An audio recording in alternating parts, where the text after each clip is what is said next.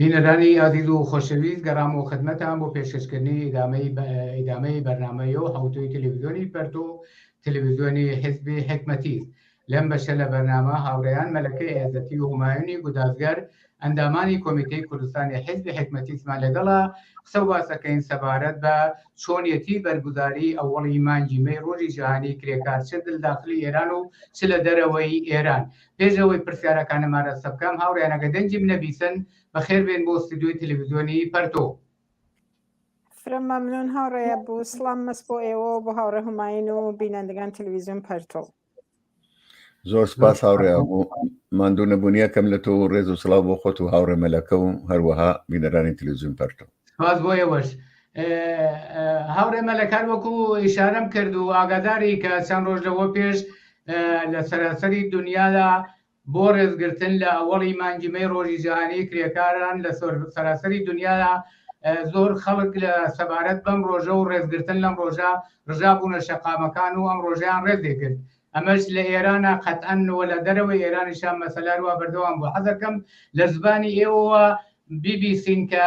ئێوە چه ئەرزیابیەتان هەیە کولەن لە بەڕێوەچوونی ئەوەڵی مانگی مەی چ لە ناو ئێرانە و چ لە دەرەوە.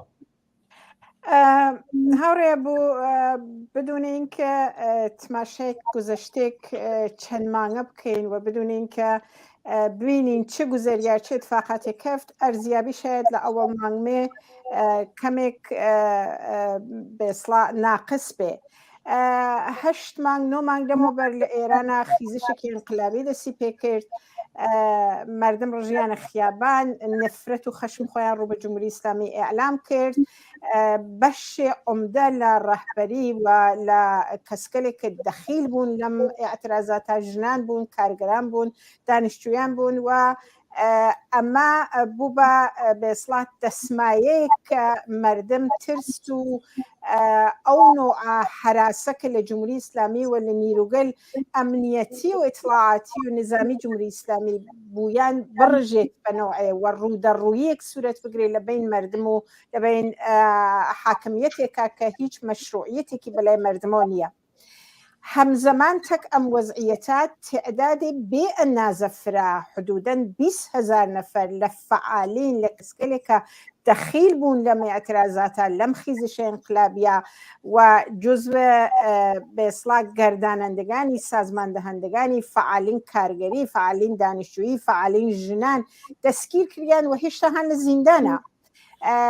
چەندین ئیعدام لەم وەزعیەتە و لەم شەرایەتە سوورەتی گر و زەهرە چاوێک تەلاش کردیان لە مردم پسێنگێت بە خاطر ئەترازی کە لە خیابانە کردگیانە.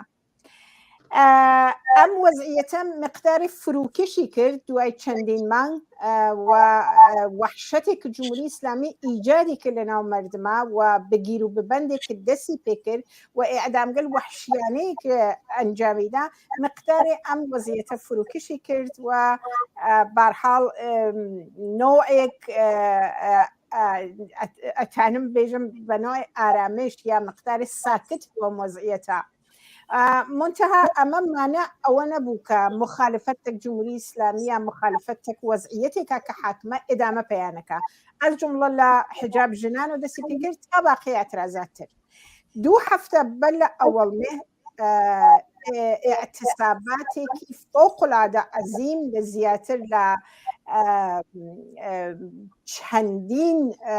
10 مەرکەز کارگەریە لە پێتروشیمیە لە نەفتە لە باقی جێگەل مهم سەنعەتی ئێرانە دەستی پێکرد وە کارگەرگەل بە خاطر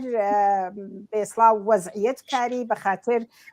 دەستمزد و بە خاطر وەزعیەتێک لێنا ئیستثمار و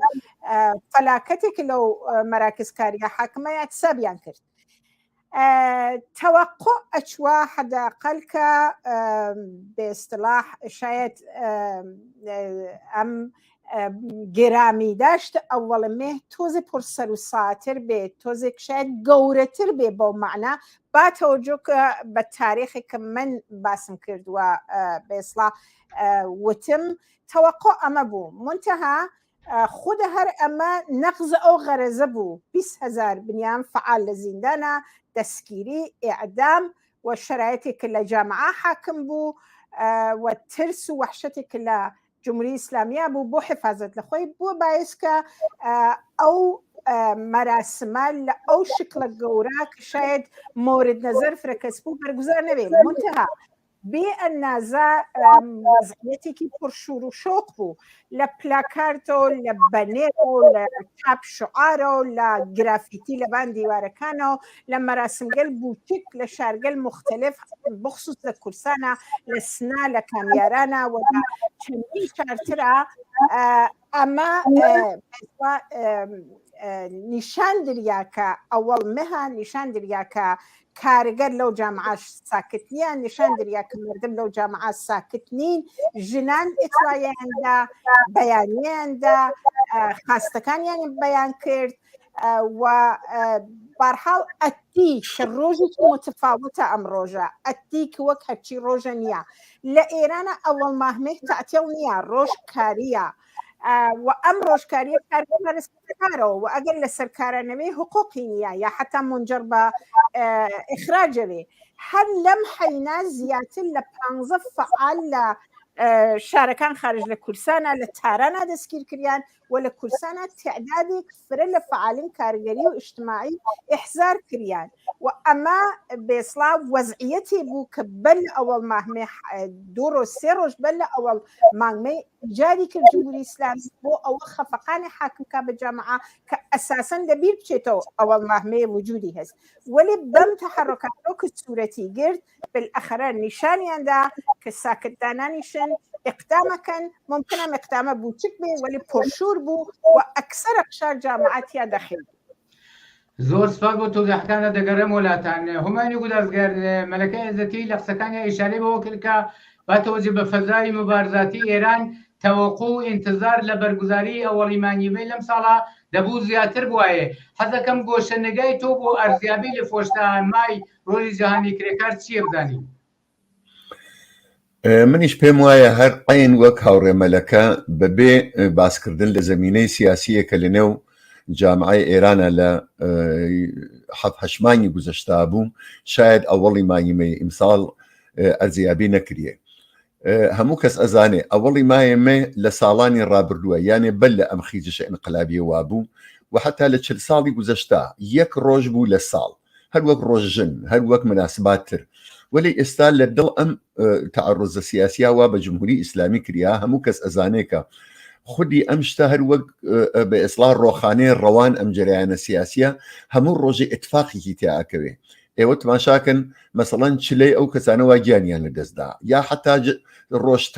ڕۆژتەولدی ئەو کەسانەوە گیانیان لە دەستدا یا مەسەڵەن کارێکی شیرین وە کە نیشتێکی 16 ساڵە وەکو سارینا یا نیکا کردیانە هەموو ئەمانە ئەوێتە باعث تحرکێک سیاسی لە ناو جامعای ئێرانەکە بەشهایەکی بەرچاو لە مردم بە ئیسلاح منعکسیەکەنەوە بەرامبەری عکس العمل نیشان ئەدەن ڕۆژ ئەوەڵی مەی ئیمساڵ لە ناو دڵ ئەو تەحوڵە هەمچین حاڵەتێکی بوو بە چ معنە بەم معنە کە بەواقع تەنیا ڕۆژ کاریگەر نەبوو ڕۆژ معتەرزین بە جمهوری ئیسلامی بوو ئەگەر تەوەجۆتان کردبێ و بینەران ئێوە تەوەجۆیان کردوێت لە بەشێک لە زفرە لە دەرەوەی تەبەقەی کارگەر زیاتر چوون بە بەرەوپیری استقبال و تەبلیغکردن بۆ ئەوەڵ مایمەها مثلا لە بەعزە مەحەلاتێکە لە تاران شیرینی و گوڵکە بڵاو ئەوێتەوە حتا لە شارەکانێک لە جنوب ئێران ئەوانە بڵاو ئەوێتەوە ئەساسن مەحەلات یا مەراکزی کاریگەری بەو معنە ڕەسەن نەبوون بە ئیسلاح زیاتر جەژنێکی سیاسی و یا ئاعترازێکی سیاسی عەلەی جمهوری ئیسلامی بوو یا لە ناو ژنانە بازم هەروەها کە دیمان لە چەند مجتەمەعە وجودی بوو کولەن تەبلیغاتێکە ئیمساڵ خودی تەبلیغات بەل لە ئەوەڵ ماهمە کریا بۆ ئەوەڵ مانگمەی ئەتوانم من بڵێم لە ساڵانی ڕابردوو فرە وەسیعتر بوو دەلیلەکەیکی ئەو زەمینە سیاسی و ئاعترازیە بوو کە لە ناو جامعە هەست و بە هەر مناسبەتێک بازم خۆی نیشان یعنی ئەوە نەبوو کە ئەوەڵ ماهمەی تاکانە بێت لە ڕۆژەکان ساڵ گوزەشتا هەشت مانگ گوزەشتا بەڵکە مربوط بوو پەیوەستە بوو هەڵپێچیا بوو لە ئاعترازاتێکی جەماوەری کە هەر ڕۆژێ بە بۆنەیەکەوە بازم سەری هەڵئداوە ڕۆژێ بانشستەکان لەبەر مەجلس ڕۆژێ مەعەلمین بۆ ئاعتراز بە زیندانی هاوکارەکانیان و ئەمیش ئەوە تێکڵاو بوو لەسەر ئەم ئاعترازە جەماوەریە ئێمە خۆمان دیمان کە بەل لە ئەوە لە نووسین شعار بە دیوارەکانەوە لە شۆڕکردنەوەی بێنەر لە پرد و ئەمانە و یا ئەتلاعیە و ئەمانەدا منشور هاتە دەرەوە قەتنامە لەلایەن کاریگەران و هاتە دەرەوە پەیام نەریان لەلایەن مردمەوە لە زۆر شوێن یانێ گەرەکمەوە بێژم یەکی لە خصوصیەتگەر بەرجستەی ئەم ئەوەڵمایمەیە ئەوە بووکە منتەبەق و لەگەڵ جنبشێکی ئاعترازی وا وجودی هەست و خاص چوون بە ئستیغباڵیەوە ئەوەیە کە وەک نقطەیەک فرە ڕۆشن و ئومێدوار کننده لە ئەوەڵە و چەند ڕۆژ بە لە ئەوەڵی مایەمە اتفاق کەفت بازم هەر وەک هاوڕێ مەلەکەوتی ئێعترازی وەسیع و باشکۆی 110 شرکەتی پەیمانی و شرکەتهای گاز و نەفت و پترۆشیمی بوو کە ئێمە هەمومانی ئومێدوار کرد بە ئەوە کە ئەمە چەند ڕۆژ بە ئەوڵ ماهەمێ هەڵپێکێ لە ئەوڵ ماهەمێ و ئاعترازاتێکی باشکۆ یا تەزاهرات یا تەجەمعایەکی گەورەی ئاعترازی بە وجود بێت کە متەئەسفانە نەماندی ئەگەر ئێوە مەجالتان بێ شاید بکرێت بەویشە ئیشارە بکەیت بەڵام ئەوەی کە مهم بوو ئەویش ئەوە بوو کە خودی ئەوەڵی ماهمی وەک جایگای سیاسی عمومی لە ئێرانە لە ئەم لە ساڵ 1402 فرەتر چووگەی بە گوێشکەی جامعە مردمهای فراوانتر زانیان ئەوەڵی ماهیمەیە و ئستقباڵی فرەتری بە ئەم معناو لێکریا وەلێ بە دەلایەلێکی مختلف بەغێرز لە چەند جیانەوێت مشخصەن لە مەریوان بە نەزەر من کە تەجەمعی بوو وەسخوانڕانی بوو وەسخوانڕانیان کرد و ئەمانە لە شوێنەکانتر بە کۆڕ و کۆمەڵ بووچکەلە و یا بە ئبتکاراتێتر بە ئیسلاح بەڕێوەچوون کە وتم ئەکریە ئەگەر ئێوە وەختان بێ لە ئیداما حتمما قسەی لێ بکەیت بەڵام ئەوەی کە مهمە ئەوەڵی ماهیمەی ئیمساڵ نەتەنیا فەراموش نەبوو بەڵکە وردی زوانی بەشکرێکی زۆرتر لە جامعای ئێران بوو زۆر سال بۆ تەوزیعەکانە دەگەڕێم و لای ئێوەش و مەجال هەیە قسەبات زیاترەکەین هەوڕە مەلەکە عێزەتیار وەکو خۆت ئیشارە کرد و هاوڕە هومایونیش ئیشارەی کرد کە تەوەقع ئینتزار باتەوەجێ بە فەزای سیاسی کۆمەلگای ئێران بۆ هەرچی باشکۆتر بەرگوزاربوونی ئەوەڵی مانگیمە ئەم تەوەقع بەجێ بوو ئەو ئینتزارە چاوەڕوان نەکرا حەزەکەم لە زبانی ئەو بیسم بۆم اتفاقە نەکەوت و چ دەلیلێکی بوو کە باتەوەجێ بەو فەزا سیاسی و ئێترازی کۆمەلگای ئێران ئەم ڕۆژی جەهانیە تقریبا هەروەکو ساڵانی پێشوو چووە پێشەوە و ئەو ئینتزار و تەوەقعی بەجێ نەهێنا هۆی ئەو مەسەلە چی بوو؟ هەڕێ بوو من قیدەمەوە نییە وەک ساڵان گوزەشتە چووە بەرەوە من لە ئەبتدای قسەکان ما وتم پرشور بووین پرشۆق بووین و دەخیل بووین ئەقشار اجتماعی خارج لە طبقەی کارگەر خارج لە فعالین کارگەری خارج لە ژنان مبارز سەر ئەقشاریش لێنا دەخاڵەتیان بوو لە خیابان سەتارخانە لە تارانە مردم تێنە دەرەوە بە قەڵ هاوڕێ هومایون ممکنە کارگەر نەون بنیانگەل بێسڵا تیپیس کارگەر نەون منتها تێنە دەرەوە و شعاران درود بەر کارگەر مەرگ بەر ستەمگەر ئەم دەخاڵەتە عمومیە و ئەم شور و شۆقە بە نەزەر من ئەلاڕغم بووچک بووینی باعث ئەوە بوو کە حکوومەت متوەجێ بێ فعالین کارگەری بازداشتەکە معلمان بازداشتەکە فعال اجتماعی بازداشتەکە فعالین کارگەری ئیحزارەکە وەلێ مردم لە عمق جامعە لە بیریان ناچێت کە ئیمڕۆ ڕۆژێکی تایبەتیە هەرو جۆرەکە وتم ئەوەڵ مانگمە یا 11 ئوردیبەهشت لە ئێرانە تعتیڵ نییە ئەساسەن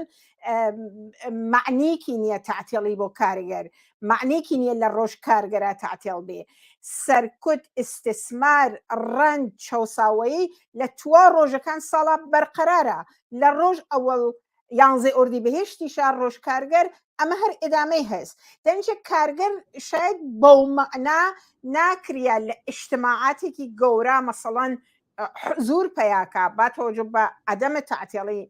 مەراکزکاری منتەها هەر ئەمەیکە لە بیر نەچوو هەر ئەمەیکە هەفتەیە بەر لە 11 ئوردیبەهشت ئەو ئیعتیساباتە عەزیمە لە نەفت و پێتریشۆیمی و باقی شوێنەکان و مەراکزکاریە بوو ڕوودەڕوویەک بوو تەک حکوومەتە کە نیشان بە قدرەتێک هەست لە مقابڵیا کە ناتوانێت نەدیدە بیگرێ قدرەتێک هەست لە مقابڵیا کە نایەڵێ هەر کارێگەرێکی بیکە من وا ئەزانم خودە ئەو دەستگیریگەلە ئیحزارەکان بازداشتگەلێکی سوورەتی گرت 20,000 زندانی فعال که هن لزندانه و عدم تعطیل اول ماه یا 11 اردیبهشت امانه عوامل شاید اصلین منتها کارگری بنیامه لأو معناکه وحشتی است لبرینن خانوادکی زندگی به هم خواد بازداشت و زندانی بو ابرنو و تو امانه اویت باعث امریکا و تشکل گورینیا تشکل همگیرینیا تشکل کینیا که بسلا بتواني بكفي تبر وأم سازماندهية بكا بو معنى تشكل جورو بإصلاح علني ربا جامعانية دنشا شايد أم توقعات تيفي يا سفي فرقورا وكو كشورجل أوروبائي وكو كشورجل اسكندنافي بين درو وإصلاح تظاهراتيان باعتراض خيابانيان بپرچم هلبن أما ممكن لإيران مقدارك بو معنى الدور لواقعية به منتها يكشت كإنسان أولا مهمها خوي نشانده أولا حضور جنان بمعنى حضور اجتماعيا بمعنى صادر كردن بيانيو بمعنى بإصلاص قصة كردنيان يا بيان خويان زنان آزادي خاو برابري طلب لسنا جنو بياني كده كواقعا جزو يكي لا بيان قل بيشرو وبس فرفرة بإصلاح حاوسولتك أوزاو أحوال واقعية لإيرانا جنان جيربار حجاب ناچن جمهوری اسلامی درمانده بگو بدسیانو ولم وستا جنانك للسناب هيا اون كاطلاعيان بو اول مهمه عليه استثمار عليه بحقوقي عليه تسكيري كارجر عليه فقر عليه كراني وعليه هم وضعيته در نتيجة من فرخوش حال بوام وكو شخص فرخوش حال بوام وكو كومونيست فرخوش حال بوام كلها سفيكي طولاني لكارجران لسنايا لهر شاريت اللي إيرانا بهاتاين الدرو هرچم سوريان هالبداية شعار قال عليه سرمایه داری عليه وضعية موجود عليه نابرابري عليه استثمار عليه بحقوقي عليه فقر وقرانيان سر بداية ولي أم اتفاقنا كفت ولي بيصانبو مهم تنشتك من درك ميا بوني كلقصة كان ماهز أما سك أول مهمة بيصانبو أول مهمة روجيكي عادينبو ينزي أرديبيش روجيكي عادينبو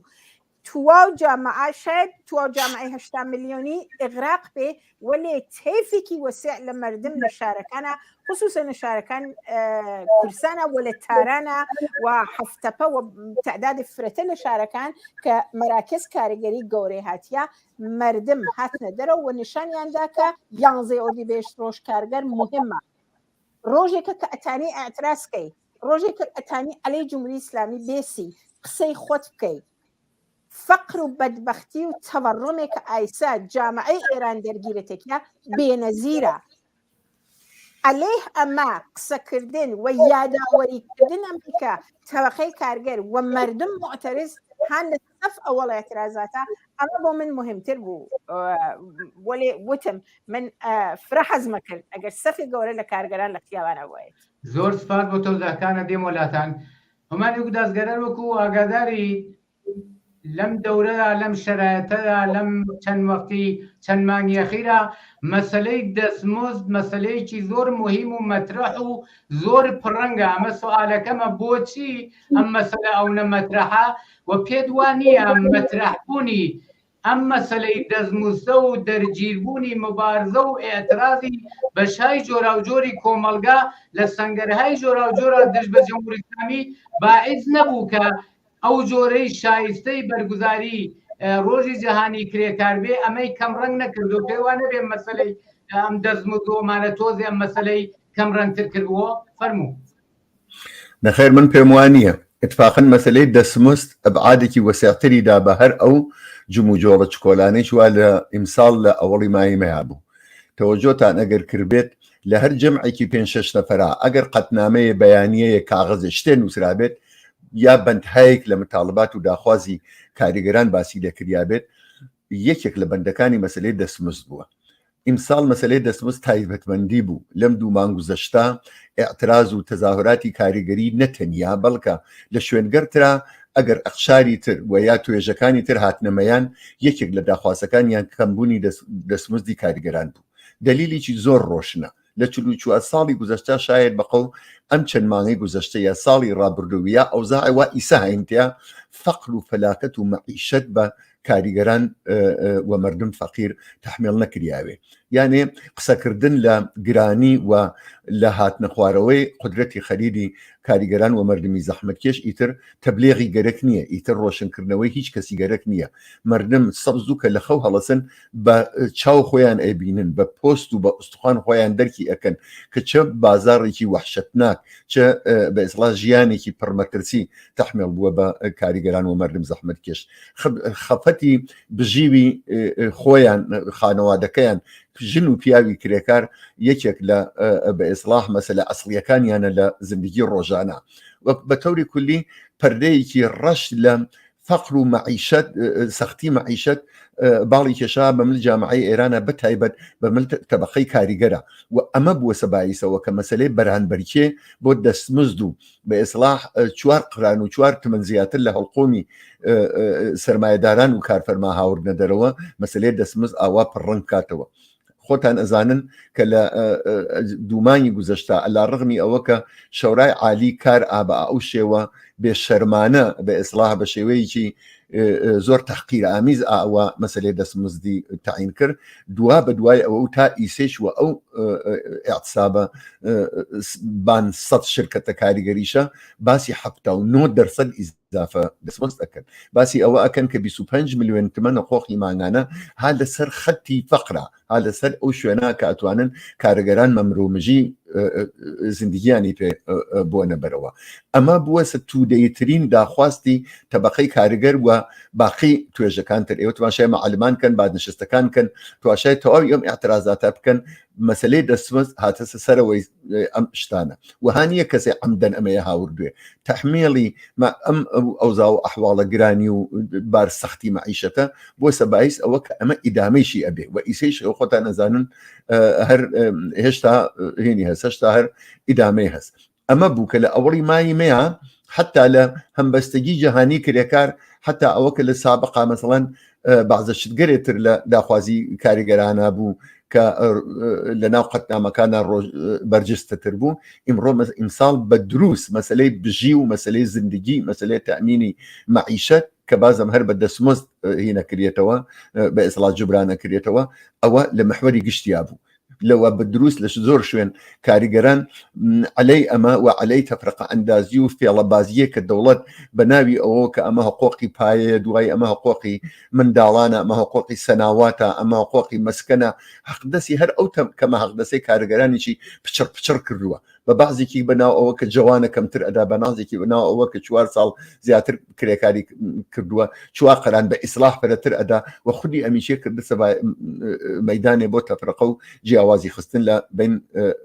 تەبەقەی کارگەر. ئەمە بوو بە باعث ئەوە کە مەسەلەی دەستمزد ئێستاش و بازم حتا ئەم فەقر و فەلاکەتە بەسەر خەڵکە ئەوەدا بسەپێ هەر بازم ئیدامەی ئەبێت. لەلایەترەوە من پێم خۆشە یەک ئیشارەیەک بکەم بە ئەو مەسەلەکە ئێوە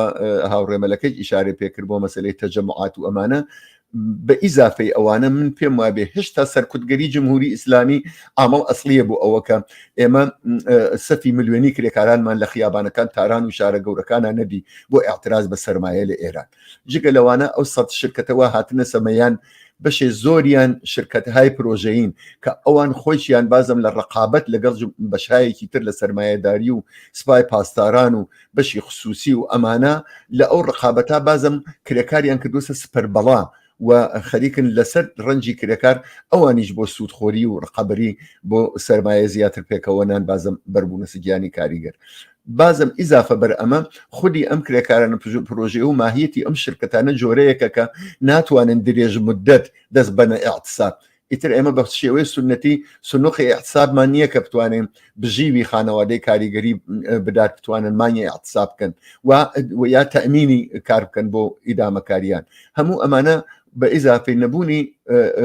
تشكل كيشك لا بإصلاح كمبودا تولاني مدة كان اللي نتبقي كريكار هو كي أساسا زبروزان ونبوني آزادي تشكل عقيدة وبيان وأحزاب اتحادية شوراي كاريغرية لإيرانا أمانة همي بي بدس يكوبوه باعث أوكا أو جروا إما انتظار ماندوك للتناسب قوي آستا كارجران بين ميان بداخل ونتوان بين بيان بلام أو بهيش وش بقو معنانية كتبقي كارجر ومردم زحمة كيش باشكشيان كردوا وإما نظرية ترمان بغير أوكا هم لباري سازمانية وهم لباري الروحية وهم لباري جسارته وهم لباري آگاهية وخداگاهية واقعا تبقي كارجر ومردم زحمة كيش لإيرانا بالنسبة حفشماين گذشته أو پیش رویوه همیشه باسمان کردووە بویانە و خەتەرێکی گەورە و عەزیم و سەرەکین بۆ جمهوری ئیسلامی و ڕژیم سەرمایەداری لە ئێرانە.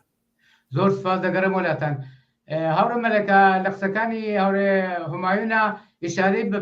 پسر و بەربڵاوبوونی مبارزاتی کاریگەری کە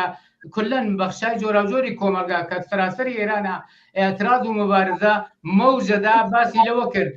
خۆشە لە قسەکانی پێشوە باسی مەجموعەی مەوانە و ئەمانەت ئێشارە پێکرد. سوالەکەی منەمەیە بۆ بەرتەرەفکردنی ئەم مەوانە و پسروی مبارزاتی کاریگەران و بەخشای جۆراوجۆری کۆمەلگا بۆ ئەوەی قودرەتمەندتر بێنە مەیدان دەبێت چ کارایە بکرێت؟ هاورێ بوو من بلەوە جووا و مستەقیم مشخص بە سوالەکەت بەمەوە ئشارەکەم کە عامل ئەسلی بچر بووین بە قەوخوات عامل ئەسلی وەزعیەتێک کە حاکمە بەسەر تەبەقەی کارگەرە عامل ئەسلی وەزعیەتێک کە ژنان هەن لە ژێر ئەو فشارە کە هەن و عامل ئەسلی فەقر و فەلاکەت مردم لە ئێرانە ئەوەڵ و ئاخری جمهوری ئیسلامیە. جمهوری ئیسلامی بە تواو توانیەوە بە تواو قدرەتیەوە بە نیروی نظامیەوە بە نیروی ئەمنیەتیەوە بە زیندانیەوە بە شکنجەیەوە بە هەر شتێک کە بتوانێ بێسڵات دەستگای سەرکوبەکەی قەویکە داسەپیاگە وەک بەختە کەفتە بە من مردم ئێرانە. ئەم وەزعیەتە طبعا خارج لە ئەو ڕۆحیەی مبارزاتی و خارج لە خیابانە حزور پیاکردن احتیاجی هەست بە تشکیلاتێکی بشدت محکەم ئاهەنین و گەورە هەمەجانبە دەربەرگیرەندە کە بتوانێت مقابڵەکە و هەر وەک فراخانیدا 100,000 کارگەر بڕژێتە خیابان 100,000 مردم معتەرز بڕژێتە خیابان ملیۆنها ئینسان بێن حەق خۆیان هاوارکەن. مادام ئەمەنیە و عامل ئەسلێکی جمهوری ئیسلامیە بۆ ئەوە ئەساسەن ئەم بێسڵا ئیتفاق بکەفێ ئەوەڵین و ئاخرینی ئەوەسە کە جمهوری ئیسلامی حزوری نەوێت کە جمهوری ئیسلامی نەمێنێ کە جمهوری ئیسلامی لەو قدرەتە بەرخوردار نەوێت کە جمهوری ئیسلامی لە بێسڵا حاڵ ئەو مەرگە ئەسڵیا بێت کە قسەی لێەوەکەی منتها لەم وەزعیەتە لەم شرایەتە کە جمهوری ئیسلامی فعلا هەڵە سەرکارەوە من وازانم ئەو حزورە ملیۆنیە وا ئێمە قسەی لەکەین یا حەز ئەکەین کە بێت جزو خاستەکانمانە کە بێت جزو ئوفقێکە کە ئەیبینین بۆ تەبەقەی کارگەر لە ئێرانە ئەوەسەکە تەشەکل من وازانم حزور قدرەتمەند تەبەقەی کارگەر جز بە ئەوەی کە متشکل بێ ئۆرگان خۆی بێ شەورای خۆی بێ مەجمع عمومی خۆی بێ ئەو بێسڵا ئەو ڕوودەڕوویە عەزیمە وا تەبەقەی کارگەرشی تەک سەرمایە و ساحبان سەرمایە بیبێ بەو مەعنا ئیتفاق ناکەفێ بەو مەعنا ممکنە ئەو تەوەقع کە ئێمە هەسمان بەراوردە نەوێت. بزان لە ئێرانە تەشەکل جرمە سندیکا و ئیتحادیە و شۆرا و ئەمانە گشتی جرمە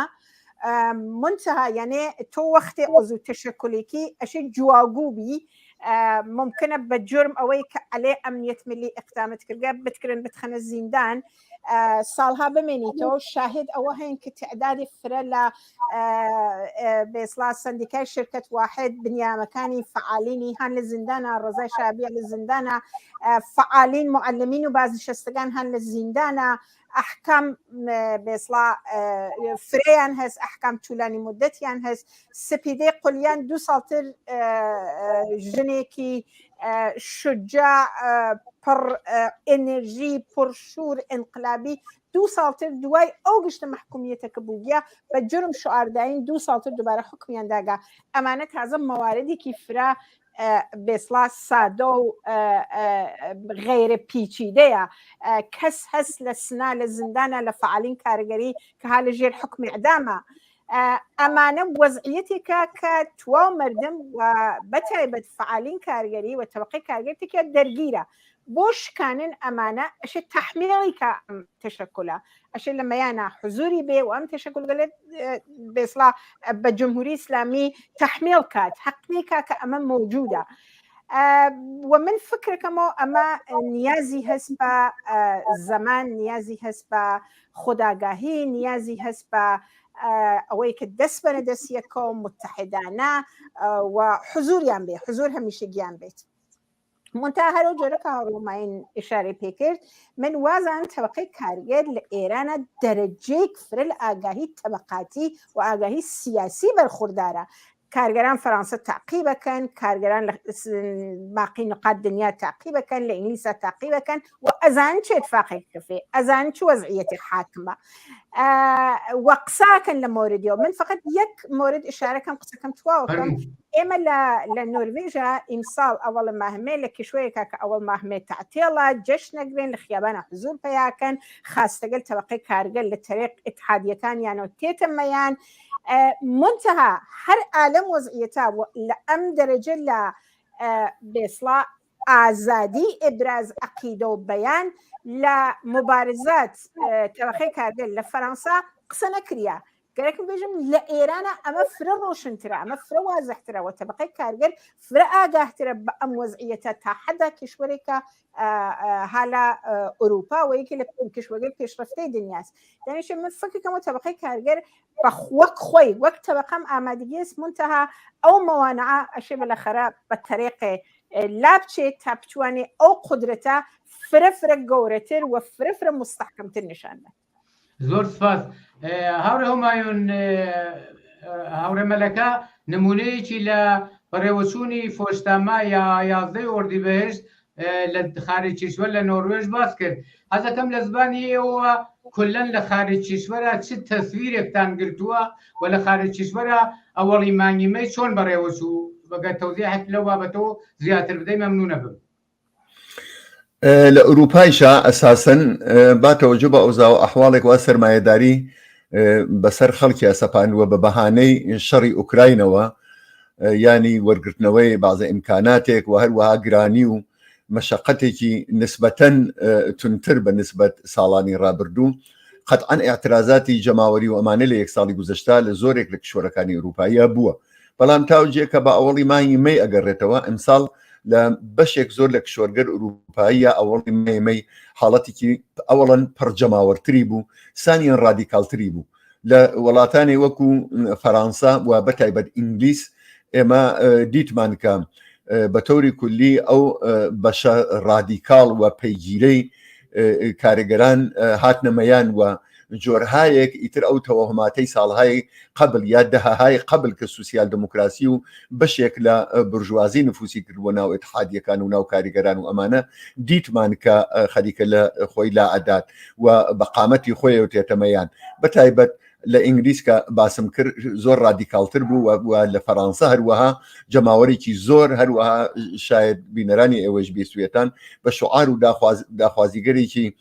زۆر ڕادیکاڵەوە هاتنەمەیان لە ئاڵمان هەروە شرکەتی کاریگەران و ئیتحادیەکان زۆر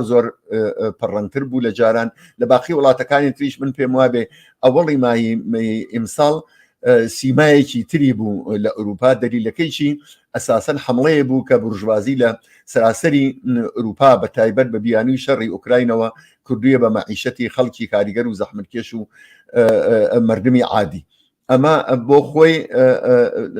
شاید جیا بێت لە ئەو شرایەتەوە لە ئێرانە هەیە بەڵام هەمووی قسە لە یەک شت ئەویش کە سەرمایەداری لە گۆشە گۆشەی ئەم دنیا گەرێکە باری شەڕ و بحران و ناکامیەکانی خۆی بەسەری مردمی زەحمەتکێش و بە تایبەت تەبەقەی کاریگەرا بە ئیسڵادا بسەپێنێ کولەن لێرەش لە وڵاتانی ئوروپایی تاوجێ کە خەبەرەکانی بڵاوبووی ئێمە بە چاوی خۆمان دیمان ئەوڵی مای مێ ئێرە ڕنگوبۆیەکی تەبەقاتی و تا ئەنازەیەکی زۆر تعڕوزی تری هەبوو. زۆر سپاس بۆ تۆزیەکانتان. من پرسیارێکم نەماوە ئەگەر شتێکتان مابێ نقطەیەک ئیزافە بکەن شتێ من نەمپرسی بێ یا پەیامێکتان فەربێت جوسێ دەقە وەختمان ناوە فەرموون. ئەگەر ئیجازە بێ من فقط بە یەک مورد ئشارە بکەم تایید قسەکان هاوڕێ هومایون بە نەزەر منیش ئیمساڵ ئەوەڵم مەی ڕۆژ کارگەر لە ئەکسەر کشوەرگەل ئوروپاییە ڕادیکالتر و بێسڵاح خاستەکان ڕوو بە دەوڵەت و ڕوو بە سەرمایە ڕوو بە سەرمایەداران ڕوو بە ساحبان سەرمایە فرە ڕۆشنتر و فرە قاتعتر بوو. ئێمە لە سەفێکە حرەکەتمانە کرد یەکی لە شعارەکانی ئەمە بوو سەرمایەداران خۆیان پەرداختکەن بۆ هەزینەیەکە بەسەریانە بێسڵا ئەیژن تەوەڕۆمە ئەیژن گرانیە خۆیان پەرداختیکەن لە حقوق منە کارگەر پەرداختی مەکەن. ئەمە فوقڵادە مهم بوو بەرچاو بوو و من فکرەکەمەوە ئەمە تقریبا بووگە بە فەهم عمومی ئەو دەرەجە لە گرانی ئەو دەرەجە لە قیمەتگەل کە چووگەسی سەر و ئەو دەرەجە لە ئستثمار و تەسمە لە گوردەی کرێکار کێشانەوە بووگە باعث ئەمە بێتە فەهم عمومی بۆ هەرچی کەسە کە من پەرداخت ناکەم بۆ سەرمایە خۆی پەرداخکە بۆ هەزینەکان خۆی بۆ وەزعیەتێکی گرفتار بووگە. زۆر سپاس هاوڕێ هومایون تەوزیحێک شتێ ئیزافە هەل لە تەئیدی ئەو قسانە ئەو ئاعترازاتە کە لە چەند مانگی گوزەشتا لە کشوەرگەر ئوروپاییە لە ئیتحادیەکانە ناو کاریگەرانە بوو بە ئاڵمان ئیشارە بکەم کە ئیتحادیە خەدەمات و باقی ئیتحادیەکانی تر لە چەند مانگی ڕابردووە پێ بەپێ ئەم فەقر و تەوەڕۆمەوە هاتە بەرەوە داوای ئیزافە دەسمزد ئەکەن مەسەڵەن ئەوەی کە لە ئێرا هەست 12.9% ئیزافە دەسمزد بێسابقە بووە دایسە لە چەندەهەی گوزەشتا کە داوای بکرێت و ئەوە خۆی ئەوە نیشان ئەداکە خودی تەبەقەی کارگەر لە ئەم وڵاتانە پێ بەپێ ئەو گرانی و تەوەڕمە کە سەرمایەداران خەریکندایە سەپێنن بەسەر جامعە خواست و تەوەقعی خۆیان ئەبەنە سەرەوە. ئەمەش بۆ خۆی دلیلی ببوو بۆ ئەوەی کە ئەوڵی مایەمە ئیمساڵ پڕڕەونەختر بوو لە کشوەرگەر ئوروپاییە. زۆر سپاس بۆ تەوزیحەکانتان و بۆ بەشداریتان لە بەرنامەی ئەوڕۆی تەلەڤیزیۆنی پەرتۆدا. فرە مەمنون وەختان بەخێر. مەمنون سپاس. زۆر سپاس. بینەرانی عزیز و خۆشەویست بەم جۆرە هاتینە کۆتایی بەرنامەی ئەو حوتۆی تەلەڤیزیۆنی پەرتۆ لە هەر کوێکان ساخی و سەڵامەتیتان ئارەزومانە. شاد و سەرکەوتوو بن.